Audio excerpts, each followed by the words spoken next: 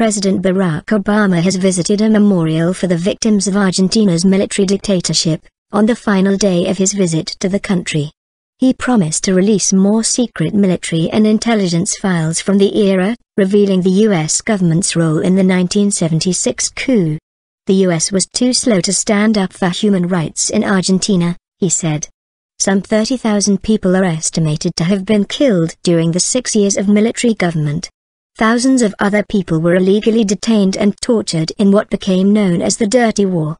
General Jorge Rafael Videla, who led the coup, died in jail in 2013, serving a sentence for human rights violations. President Obama said U.S. foreign policy had changed since to always take into account transparency and human rights. He expressed hope that his gesture to release secret files of the 1970s would help amend relations between the two countries.